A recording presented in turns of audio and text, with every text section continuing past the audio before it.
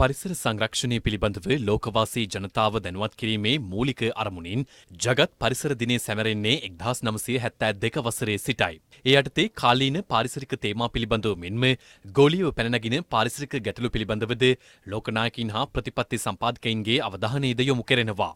A Global Call for Climate Action යන්නේ මෙවර ජගත් පරිසර දිනයේ තේමාවයි. දේශගුණික විපර්යාස හේතුවෙන් ලෝපුරා වර්ධනය වෙමින් පවතින පාරිසරික අභියෝගයන්ට මුහුණ දීම සඳහා කඩිනම් හා ඵලදායී ක්‍රියාමාර්ග ගැනීමේ අවශ්‍යතාවය මෙම තේමාව මගින් අවධාරණය කිරීම විශේෂත්වයක්. ජගත් පරිසර දිනයට සමගාමීව මෙරට පරිසර දිනය සැමරෙන්නේ දළුලන්න ඉඩ දෙන්න දේශගුණික විපර්යාස අවම කිරීමට පෙළ ගැසෙමු යන තේමාවෙන්. මේ අතර එක්සත් ජනපදයේ ඩන්බා උසස් පාසල නියෝජනය කරමින් මෙරට සම්භාවයක් සහිත 16 හැවිරිදි ශිෂ්‍යයෙක් වන කෙලන් සූරියසේන එක්සත් ජාතීන්ගේ 2026 ආර්ථික හා සමාජ කවුන්සිලේ තරුණ සමුළුව අමතමින් මෙරට වෙරළතීර ආශ්‍රිත පරිසර දූෂණය වැළැක්වීමට අදාළව ගෝලීය අවධානය දිනා ගැනීමට සමත්ව තිබෙනවා. එහිදී ඔහු එක්සත් ජාතීන්ගේ සමාජික රටවල් සහ ලෝපුරා සිටින තරුණ නායකයින්ගේ අවධානය යොමු කර ඇත්තේ 2030න් පසු තිරසාර සංවර්ධන ඉලක්ක දියුණු කිරීමට අදාළ කරුණු පිළිබඳවයි. කෙලන් සූරියසේන මෙරට වෙරළතීරයන්හි ප්ලාස්ටික් දූෂණය අත්දැකීමෙන් පසු ආරම්භ කරන ලද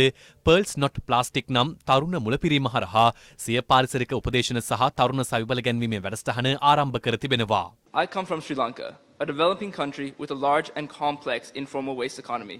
මම ආවේ ශ්‍රී ලංකාවෙන්.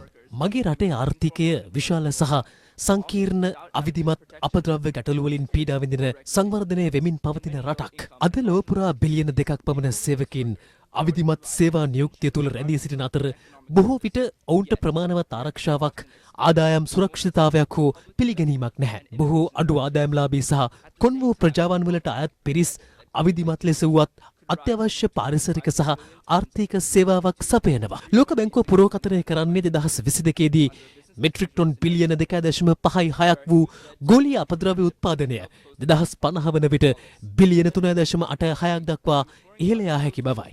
කසල ප්‍රතිචක්‍රීකරණය කරන්නන් සහ කසල එකතු කිරීම පිළිබඳව අවිධිමත් භාවය තුරන් කිරීම සඳහා ඩිජිටල් මෙවලම් යොදාගත හැකි ආකාරය ගැන මම ගවේෂණය කරනවා. එබැවින් මම ඉල්ලීම් 3ක් ඉදිරිපත් කරනවා. පළමුව දේශීය වශයෙන් ප්‍රජාව පදනම් කරගත් තරුණ විසඳුම් සඳහා ආයෝජනය කරන්න. දෙවනුව සාධාරණ වැටුප් ආරක්ෂාව සහ සමාජ ආරක්ෂණය හරහා මෙම අවිධිමත් සේවකීන් ආර්ථික පද්ධතිවලට ඒකාබද්ධ කරන්න. දෙවනුව මෙවැනි අංශවල සේවය කරන තරුණ නායකත්වයෙන් යුත් ව්‍යවසායකින් සඳහා නියම සහ ප්‍රසම්පාදන මාර්ග සාදන්න. තිරසර භාවය ඉලක්ක කරගත් ඔරොත්තු දීමේ හැකියාවෙන් සන්නද්ධ මෙන්ම වඩාත් පුළුල් සංවර්ධනයක් ඒ අනුව අපිට සහතික කළ හැකි. Resilience, more local, and development truly leave no one behind. Thank you very much.